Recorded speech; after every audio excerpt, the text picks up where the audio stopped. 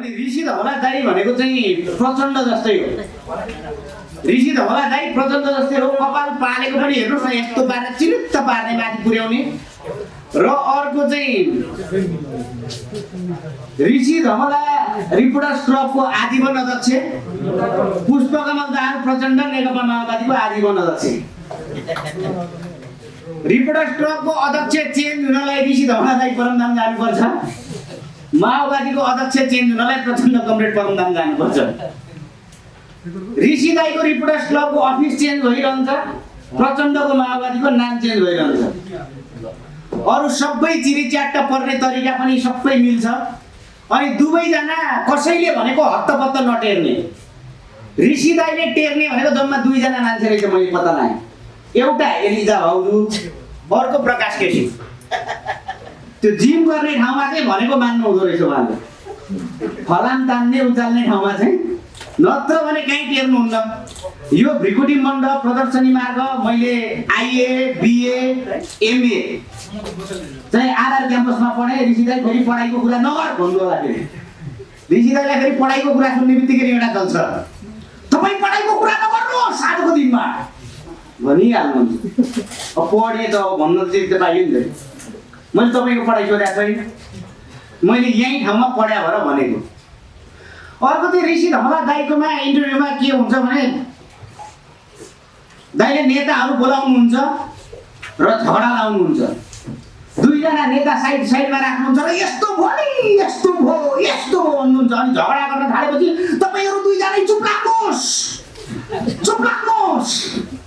दुरुक्क उठेर एकजना अलिकति बस्न आएको भने तपाईँ चुप लाग्नुहोस्। उहाँको चुप लगाउने तरिका पनि बडो मजाको छ। र मलाई नेपालमा माया गर्ने तर रिस उठेका दुईटा मान्छे जसले हाम्रो व्यवसायलाई धरापमा पारिदिए, एउटा केपी ओली, अर्को ऋषि धवला। मान्छे इन्टरभ्यू हेरेर हाँस्छ यार। हामीले कमेडी गर्दाखेरि हाँस्दैन, ऋषि धवला दाइले इन्टरभ्यू लिँदा मान्छे हाँस्छ। बडो गाह्रो छ क्या यो चाहिँ। लक्ष्मण दाई पनि सुक्खा हाँस्नुभयो, पीडा छ नि त। शैलेन्द्र दाईलाई त ताली बज्छ, हाँस्नु पर्दैन मेरोमा त भनेर दङ्ग हुनुहुन्छ फेरि। अब भर्खरै पछिल्लो प्रसङ्ग, धेरै मान्छेहरूले चाहिँ कार्टुन पनि बनाए, उडाए। झाँक्रीले माधव नेपाललाई घिसारिन्, धन्न घिसारिन् मात्रै। हाम्रा गाउँका झाँक्री बा पर्या भए त चिम्टा तताएर डाम्थे, भुतभुते खन्याउँथे, सिस्नो पानी लगाउँथे। एकचोटि त हाम्रा गाउँका झाँक्रीले त्रिशुल तताएर यस्तोमा डाम्देको मान्छेको अझै छाप छ। त झाँक्री दिदी त धन्न अलिकति सहनशील मान्छे थिइन्, त्यही भएर घिसारिन् मात्रै।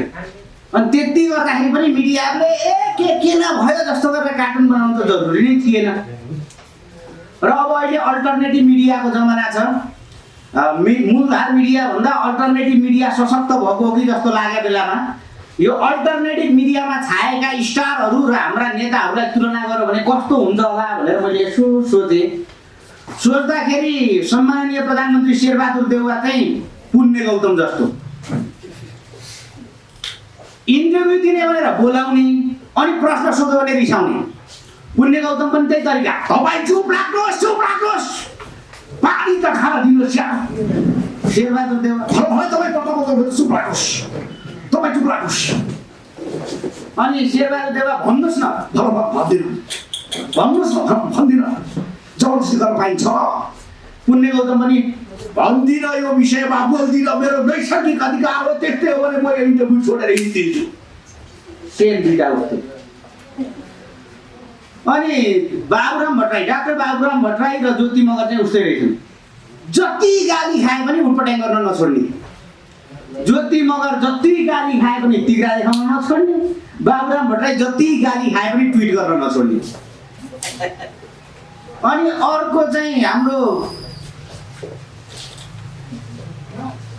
केपी ओली चाहिँ, पूर्व प्रधानमन्त्री केपी ओली चाहिँ सिलु दिदी जस्तो आफ्नो तारिफ आफै गर्ने।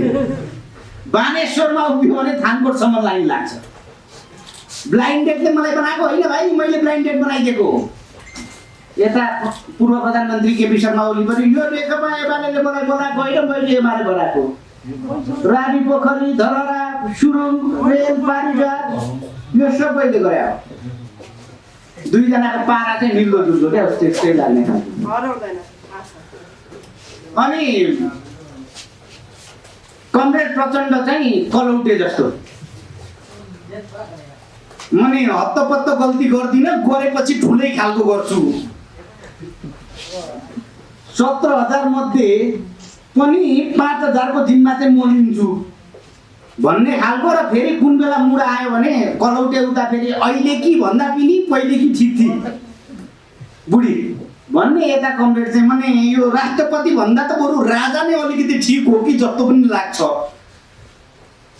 कमरेड प्रचण्डको पनि त्यही पारा। यसो हेर्दाखेरि चाहिँ दुईटा उस्ता उस्तै लाग्दो रहेछ।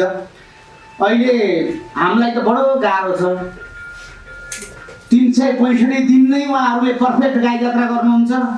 हामीले कहिलेकाहीँ गाई जात्रा गरौँ पहुँच नपुगे जस्तो। उहाँहरू जापानिज सामान जस्तो ओरिजिनल छ, हामी चाइनिज सामान जस्तो कपी गर्नु परेको छ। बडो गाह्रो छ। र अहिले ऋषि धमला दाइ पनि जनता जान्न चाहन्छन् भन्नुहुन्छ। त्यो जनता कस्तो जनता मलाई त्यो कुनै जनताले अहिलेसम्म ज्योति मगर भरिदिनु हो कि होइन भनेर सोधेको छैन। सबैले फेरि सिधा यही सोध्दो रहेछ क्या, त्यो कस्तो जनता होला क्या। सङ्गत त हामीले पनि गरेको थियो नि, हामीलाई पनि सोध्दै हुन्थ्यो नि, सोध्दैन। र कहिलेकाहीँ खुसी पनि लाग्छ। मलाई के जान्न मन लागेको रहेछ भन्ने कुरा ऋषि दाइलाई हेरेर थाहा हुन्छ। उहाँले भनिदिनुहुन्छ मलाई के जान्न मन लागेको थियो भन्ने कुरा। त्यसको लागि चाहिँ ऋषि दाइलाई धन्यवाद छ। ताली बजाइदिनु सबैजना। र आजभोलि अर्को एउटा खुसी लागेको चाहिँ हाम्रो मिडिया देख्दाखेरि यस्तो लाग्छ कि नेपालमा अहिले राम राज्य छ, केही बिग्रेको छैन, सबै बनेको मात्रै छ, चकाचक छ, शान्ति छ, अमन चैन छ, बिग्रेको केही छैन। त्यसपछि मैले एउटा निष्कर्ष निकालेँ, नेपाल बिग्रिने त खास मन्त्रीमण्डल विस्तार भएको कारणले रहेछ नि। अहिले चाहिँ मिडियाले यति राम्रो शान्ति दिएको छ र मैले पनि यसो फिल गरेँ अहिले त सबै छ, नपुगेको केही छैन। अहिले सबै छ, नभएको बस त्यति मात्रै हो। सबै छ, नभएको बस त्यति मात्रै हो। दियोमा सलेदो नभए जति मात्रै हो। सबै छ, नभएको बस त्यति मात्रै हो। दियोमा सलेदो नभए जति मात्रै हो। सबै छ, बस नभएको त्यति मात्रै हो। दाइँमा मियो नभए जति मात्रै हो। सबै छ, बस नभएको त्यति मात्रै हो। बाइकमा पेट्रोल नभए जति मात्रै हो। सबै छ, बस नभएको त्यति मात्रै हो। गुन्द्रुकमा झोल नभए जति मात्रै हो। तर यति हुँदाखेरि पनि हाम्रो मिडियाहरू पनि सन्तुष्ट छ, समस्या छैन।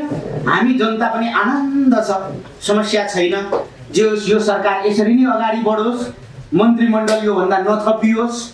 योभन्दा धेरै मन्त्रीमण्डल थपियो भने फेरि अशान्ति हुन सक्छ, अमन चैन खलबलिन सक्छ। त्यसले गर्दाखेरि हाम्रो मिडियाको साथीहरूले पनि जुन हिसाबले हामीलाई शान्ति देखाइदिनु भएको छ, यहाँहरू सबैलाई पनि धेरै धेरै धन्यवाद छ, आभार छ। यहाँहरू आइदिनुभयो। यति कुरा मैले राखेँ। योभन्दा सानो टुक्रा गीत सुन्नु, दाइले प्यारोडी नै सुन्नु भन्न खोज्नु होला। धेरै पछि घुम्दै फिर्दै यो ठाउँमा आएको, क्यामेराहरू अघि राखी व्यङ्ग्य कस्न पाएको, सानो गीत गाउँछु हजुर पोलिटिक्सतिर भएको हजुर। नेपालीको ओर्तालु सुक्यो कालो गयो, झन्कालो आइपुग्यो निराशाल। ओर्तालु सुक्यो कालो गयो, झन्कालो आइपुग्यो निराशाल। बेमानी नेताले जनता अलमल। 2/3 पार्टी थियो, 1/3 झर्यो। पल्लो घरको नरे फेरि पल्लै घरमा सर्यो। माधव झलनाथ बाजे बाजे आफ्नै डम्फु बोक्दा रहेछन्। के गर्छन् ओली काका भनेर यसो ओ घाँटी तन्काएर हेरेको त बालकोटको भित्तामा ढक्रक टाउको ठोक्दा रहेछन्। हे दुःख पायो घमण्ड गरेर आफ्नै दिमाग भुचुकमा सरेर निराशाल। बैमानी नेताले जनता अलमल। बैमानी नेताले जनता अलमल बाबु दाइको नाटक भन्दा नौटङ्की नै बेसी चुनाव लड्छन् हरेक पल्ट पार्टी फेरि फेरि एक दिन त इन्डियन टिभीलाई अन्तर्वार्ता दिएछन् के गर्छन् भनेर यसो हेरेको त चुच्चे नक्सालाई लुङ्गी लगाइदिएर असली कम्फर्टेबल त हामी नै हो नि भन्दै बरबर आउँदै रहेछन् हे दिमाग गयो धेरकी त भोकेर राष्ट्रियता लुङ्गीले छोपेर निरसलला धेरकी त भोकेर राष्ट्रियता लुङ्गीले छोपेर निरसलला बैमानी नेताले जनता अलमल र अन्तिममा हामी जनताको लागि पनि दिउँ है नमन्दै हामी जनता कहिले भेडा कहिले भेडु बाँदर काम गर्ने जागर छैन खाने बेला आगर कहिले हुक्के कहिले झोले कहिले चाहिँ बन्ने हनुमान को कस्तो कस्तो भन्ने अब आफै जान हे पौडी खेल्छन् दुखीका आँसुमा बिर्दिनाले रक्सी र मासुमा निरसलल बैमानी नेताले जनता अलमल हरि हरि र यहाँहरू सबैलाई धन्यवाद र आदरणीय व्यक्तित्वहरू अगाडि रहनुभएका सम्पूर्ण व्यक्तित्वहरू सबैप्रति म कृतज्ञता प्रकट गर्दै आज चाहिँ ऋषि धमला दाइ जत्तिकै व्यस्त भएको छु म पनि किनभने यसपछि फेरि अर्को ठाउँमा पुग्नु पर्नेछ त्यसैले म यहाँहरूबाट यो कार्यक्रमबाट पनि बिदा माग्छु नमस्कार गाई जात्राको परम्परा हामीले प्रताप मल्लको दरबारलाई जिम्मा दिएका थियौँ त्यो भन्दा पहिला पनि गाई जात्रा चल्थ्यो काठमाडौँ उपत्यकामा बीचमा पानी थियो टोखामा साकुमा किनारमा चाहिँ नेवारको बस्ती थियो उहाँहरूले गाई जात्रा पर्व मनाउनुहुन्थ्यो त्यो कुरो चाहिँ पछि काठमाडौँमा बस्ती भएपछि प्रताप मल्लको घरमा छोराको पुत्र वियोग पर्दाखेरि राजाले रानीलाई फकाउनलाई घरैबिची मान्छे मरेको घरैबिची मान्छे आऊ गाई जोगी लिएर भन्दाखेरि रानीलाई देखाउनलाई त्यो सङ्ख्या देखाउनलाई बोलाएको त्यसपछि पछि रानी देखेर हाँसुन् पनि भनेर राजाले नै के अर्थ गर्यो भने आज तिमीहरूले हाम्रो विषयमा अलिकति हदमा रहेर अलिकति ठट्टा गर्न पनि पाइन्छ जसरी होस् त्यो जुलुस झाँकी देखेर रानी हाँसुन् त्यो उद्देश्यले गाई जात्रा स्थापना भएको हो र त्यहाँदेखि नेवारको बस्ती जहाँ छ त्यहाँ गाई जात्रा प्रस्तुत हुन्थ्यो र नेपालमा डबलीमा गाई जात्रा अटुट रूपमा भइरहेको हो मभन्दा सिनियर किरण दाइ हुनुहुन्छ उहाँले पनि डबलीको गाई जात्रा मैले पनि हेरेको छु उहाँले नि हेर्नु भएको छ र 2015 सालमा लोकतान्त्रिक सरकार प्रजातान्त्रिक सरकार थियो त्यो सरकारले विविध भाषाको समाचारहरू त्यो बेला रेडियो मात्रै थियो नेपाल मात्रै थियो समाचारहरू रेडियो नेपालबाट भन्थ्यो त्यो समाचार भन्दाखेरि नेपाल भाषाको समाचार पनि रेडियो नेपालबाट भनिन्थ्यो 2022 सालमा पञ्चायतले गरेर त्यो नेपाल भाषा हटाइदिएपछि काठमाडौँको नेवार समाज यस्तो जाजुल्यमान भयो अब यसलाई कहाँबाट भन्ने पर्खेर गाई जात्राको मञ्चमा मदन कृष्ण श्रेष्ठ राजपाल हाडा कृष्ण नाफिद रामशेखर जस्ता योद्धाहरू निस्किएर नेवारी भाषामा अनि त्यसपछि गभर्मेन्टलाई भन्नुसम्म 22 सालबाट सुरु गर्नुभयो 23 सालदेखि त्यो कन्टिन्यू रह्यो त्यो संस्थाले गर्दै गयो 32 सालमा सत्यमोहन जोशीले गएर त्यो मञ्चमा हेर्नुभएछ त्यो कार्यक्रम हेरेपछि यसलाई त म स्टेजमा लान्छु भनेर उहाँहरूलाई फकाएर त्यो समूहलाई नै 33 सालदेखि स्टेजमा लगिएको हो त्योदेखि अनवरत गाई जात्रा स्टेजमा चल्न थालेको त्यसमा सहभागी भएर हुर्किएको अहिले तपाईँले देख्नुभएको सम्पूर्ण हास्य कलाकारहरू गाई जात्राबाट नै जन्मभएको हो त्यसैले गाई जात्राको इतिहास यति भन्न चाहे अब मेरो दोस्रो नम्बर बुँदा ऋषि धमालाजी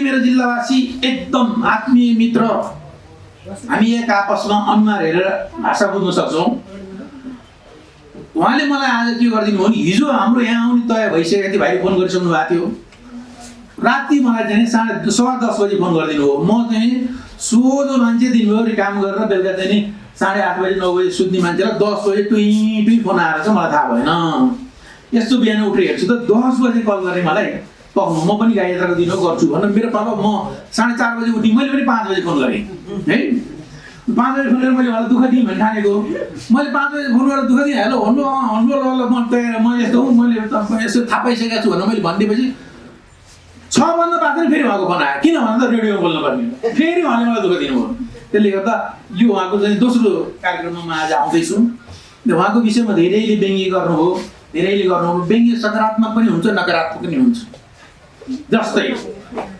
भाइ जोगेन्द्रले स्कुलको व्यङ्ग्य गरेर रिसाएको त्यो हुनसक्छ म चाहिँ यथार्थ कुरो भनिदिन्छु म धादिङको भाषाले ऋषिजी स्कुल जानुहुन्थ्यो ऋषिजी भन्दा म सिनियर उमेरमा ज्याम्रुङ भन्ने भएको गाविस त्यो स्कुलमा कस्तो ड्रेस थियो भन्नु होला भने माथि त्यो घिउ रङको पहेँलो किसिमको सर्ट तर सुर्ती रङको प्यान्ट त्यो प्यान्ट लगाएर सबै जानुपर्ने त्यहाँको टिचर मेरो साथी अनि त्यो शैक्षिक निरीक्षणमा जाँदाखेरि अब टिचर सँगसँगै आफू पनि गएपछि ऋषि धमालाजीले त्यो बेला पनि मुन्टो प्राकपुट पठाउने केटालाई टक्क गरेर ऋषिजीले त्यो दिनमा माथि सेतो सर्ट तल सुर्ती रङको प्यान्ट लगाएर आउनुभयो त्यो त मिलेन ड्रेस सरले उठायो ऋषि भाइ उठ बेन्चमा उभियो तिम्रो ड्रेस मिलाएको छ त यस्तो मिलाएको छ सर हाम्रो स्कुलको ड्रेस के हो माथि घिउ रङ तल सुर्ती कलरको प्यान्ट माथि घिउ रङको सर्ट अनि अरू साथीसँग मिल्छ त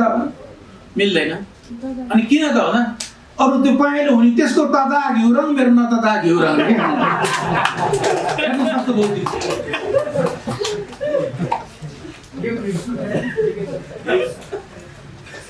त्यसले गर्दा उहाँको विषयमा धेरै जोकहरू बनाएछन् धेरै कुरोहरू बनाएछन् नेपालमा 2-3 जना त्यस्तो मान्छेहरू छ सहन सक्ने सुन्न सक्ने त्यसलाई चाहिँ रमाइलो लिन सक्ने गाई जात्राहरूलाई पनि उहाँले त्यसरी संरक्षण दिनुभएको छ जबदेखि रिपोर्टर्स क्लब भन्नुभएको स्थापना भयो नेतृत्वको बारेमा त उहाँ आफैले भनिहाल्नुभयो गाई जात्राको बारेमा पनि त्यतिकै भूमिका खेल्नु भएको छ उहाँले हामीलाई चाहिँ प्रचारको लागि विभिन्न चाहिँ कलाकारहरूलाई चाहिँ माथि उठाउनको लागि कलाकारहरू बारेमा बोलिदिनको लागि उहाँले त्यस्तै भूमिका खेल्नु भएको छ उहाँको धेरै जोकहरू मैले पनि लेखेको छु मलाई सम्झना छ के अरे प्रेमिकाहरूले ऋषिलाई देखेर के सोध्छ होला प्रेमिकाहरूले ऋषिलाई देखेर के सोध्छ होला ऋषिले माया गर्यो भने नागले प्रेमिकाहरूलाई कति खोज्छ होला यस्तो धेरै छ मसँग है ऋषि धमालाको मुख मलाई मन पर्नुको कारण चाहिँ मुख छुरा जस्तो नाक लिम्बिया छुरा जस्तो कबड्डीमा आएको राज्य हो नि त हाम्रो होइन मलाई मन पर्नुको कारण त्यो हो अब त्यसले गर्दा अब ऋषिजीको बारेमा पनि सिद्धियो अब म देशको बारेमा त सबैले भनिसक्नु भएको छ मैले के भन्नु पर्ला र सानो टुक्रो भन्छु म भन्दा कवितामा मेरो एकदम घनिष्ठ मित्र लक्ष्मण गामनाजीले एकदम मार्मिक कविता भनिसक्नु भएको छ त्यसैले म सानो टुक्रो मात्रै भन्छु मलाई जहिले पनि आपत्ति आउँछ हेर्नुहोस् चुनाव आयो भने भोट कसलाई हालौँ गाई जात्रा आयो भने कुरा कहाँबाट थालौँ अघि साथीहरूले ताली भन्नुभयो यो विषयमा ऋषिजीले एउटा कुरो भन्नु पनि छ सबै पत्रकार साथीहरू हुनुहुन्छ उहाँलाई ताली बजाउनुहोस् भन्नु पनि मिल्दैन ताली बजाउनु त आफ्नै साथी 6 जना हुनुहुन्छ होइन त्यसले गर्दा अर्कोचोटि आयोजना गर्दाखेरि 30 जना जति हाम्रो दर्शक 30 जना जति हाम्रो दर्शक अरू पत्रकार साथीहरू राखेर गर्नु किनभने गाई दुनी ठाउँमा गौवा लिएर आउनुपर्छ हो कि भन्नु त गाई दुनी ठाउँमा गौवा लिएर आउनुपर्छ त्यो गौवा चाहिँ छैन यहाँ एकचोटि दुध छ मुख छ के पत्रकार मुख दुध छ मुख छ गौवा छैन के गौवामा राखेर तताएर अनि होइन मन्थन गरेर घिउ दही छुट्याउनु भएको राम्रो त्यो त्यस कारणले अब जुनलाई मैले सुझाव रूपमा पेश गरेँ गाई जात्रा आएपछि कुरा कहाँबाट सुरु गरौँ हजारौँ लाखौँ अरबौँ खर्चेर गलगिद्ध हसुरेर नेपाली जनताको थाप्लोमा ऋणमाथि ऋण थोपरेर 600 जना साक्षी राखेर 3 जनाको मिलो मतोमा संविधान ल्याए के समस्या पर्यो 3 जनाको मिलो मतोमा संविधान ल्याए दाई गरे रजाई गरे बाढी चुडी खाए देश रित्याए आखिर 2 जनाको झगडा पर्दा फेरि संविधानै सिद्ध्याए संविधानको विषयमा गीतामा भगवान कृष्णले भन्नुभएको छ पारि तृणाय पत्रुणाम दुष्टकृतम आइएनजिओ धर्म संस्थापनार्थाय डलर पाउन्ड युरो धोक्नुसम्म धोके एक एकवटा आइएनजिओ बोके जनताको संविधान भनेर खोके, बिचरा जनतालाई संविधानको मासुको सुमा भुल्याए, रक्सीको सीमा डुबाए, संविधानको स चाहिँ आफ्नो अनुकूलको बनाए। बनाउने बेलामा विद्वान खोजेनन्, समानुपातिक र समावेशी भन्दै जात जात बटुलिएर सभासद बनाएर पाले। अहिले आफूले बनाएको संविधान आफैले अर्थ लाउन नसकेर अदालतको प्राङ्गणमा गएर खुलाबासी गर्न थाले। फेरि अर्कोतिर अचम्म गर्छन् हाम्रो बाले। हेर्नुहोस् भौतिकवाद कस्तो अचम्मको हो। राम मन्दिर बनाउनु हुने, ईश्वरको नाम लिन नहुने। बाले खाएको शपथ र आमाले हाँसेको फिटका सुन्दा एउटा गीतको याद आउँछ। बाउ मादले आमा मारुनी, बा घिन्ताङ घिन्ता। बाउ मादले आमा मारुनी, त्यो भन्दा अगाडि जानु पर्दैन। बा घिन्ताङ घिन्ताङ आमा छमछम, कसले नचाह्यो छमछम। कहाँबाट बाँधिएको छ अङ्ग अङ्गमा सुतली, कहाँबाट बाँधिएको छ अङ्ग अङ्गमा सुतली। कहिले मादलको तालमा नाच्न पर्ने, कहिले बादलको तालमा नाच्न पर्ने, कठैभरि बिचरी कठपुतली। अर्कोतिर असन्तोषी सुण्डमुण्ड बुझेर पनि नसुत्रिएको विपक्षको नरसिंह अवतार, त्यो भन्दा पनि गए गुज्रिएको। संविधान घोका छ, झण्डा बोका छ, पृथकता देखा छ। चुनावमा भाषण गर्दा वामपन्थी र दक्षिणपन्थी अदालतमा गएर कुर्सी माग्न जाँदा एउटै दुला एउटै जन्ती। हामीले कोसँग गएर गर्ने बिलौना? के नेपाली जनता सधैँ तपाईँहरूको खेलौना? हामीले धेरै भोग्यौँ, धेरैलाई धेरै कहिले स्वतन्त्र बनेनौँ, धेरैले विचरण गरे, कसैलाई नराम्रो भनेनौँ। यति राम्रो, यति सुन्दर जीवन एउटा धतुरेको पछि लागेर छोरोलाई कुवेत पठाउने सम्झौतामा अनुबन्धित हुन्छ। 1 घण्टाको भाषण र 1 छाक मासु भातमा सदा समर्पित हुन्छ। नेपाली जनता यो भन्दा माथि जाने छाँट छैन। मैले जतिसुकै कराए पनि तपाईँहरूको आत्माले स्वीकार छ, हातले ताली बजाउने आँट छैन। यति हो मैले बुझेको। मैले जनतासँग ताली खोजेको होइन, ताकत खोजेको हो। नेपाली नेतृत्वलाई वृद्धहरूलाई मात्रै फाइदा छ। युवाहरू दोस्रो पुस्तक रबर छाप छ। नेपाली नेतृत्वमा वृद्धहरूलाई खाली फाप छ, दोस्रो पुस्ता रबर छाप छ। समर्थन गर्न पनि एउटा सीमा हुन्छ। आफ्नाले जे गरे पनि जिन्दाबाद। दिनलाई रात भनेका छन्, घामलाई जुन भनेका छन्, स्वतन्त्रताको ट्याग टाँसेका छन्, अन्धभक्त भएर हिँडेका छन्।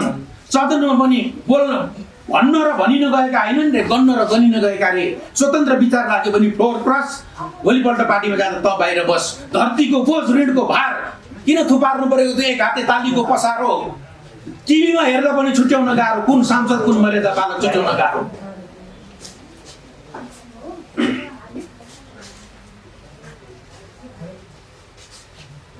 विकृतिको बिगबिगी, प्रकृतिमाथिको चिरहरण। धुपी र सल्लाहको फेदमा बसेर सास सापटी लिएर बोल्दैछौँ। धुपी र सल्लाहको फेदमा बसेर सापटी लिएर बोल्दैछौँ। सञ्जीवनीको जङ्गलमा आगो सल्काएर कृत्रिम अक्सिजनको भट्टी खोल्दैछौँ। किसानलाई खेत बेच्न बाध्य बनाएका छौँ। किसानलाई खेत बेच्न मजबुर बनाएका छौँ। रोपनीलाई आना र बिगालाई धुर बनाएका छौँ। विकासको नाममा त्यति जानेका छौँ। धान खेतलाई चिरा पार्दै घडेरी भन्दै ढुङ्गा बालुवा र सिमेन्ट थोपर्ने, मकै बारीलाई मोटर बाटो भन्दै भित्तामा लगेर स्काइबेटरले कोपर्ने। जब हिउँद आउँछ बगरहरू नगर बन्छ, लटिङ मस्तीमा बर्खा आउँछ गुहार गुहार खोला बस्तीमा।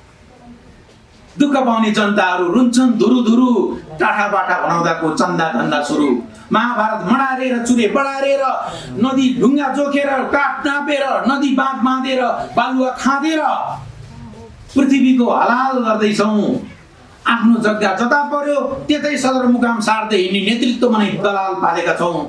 हेर्नुहोस्, रातारात अध्यादेश ल्याएर छोरो लखेड्दै ज्वाइँ मगाएका छौँ। उनीहरू देश खाएर पनि भोकै छन् रे, हामी पटुका कसेर पनि अगाएका छौँ। उनीहरू देश खाएर पनि भोकै छन् रे, हामी पटुका कसेर पनि अगाएका छौँ।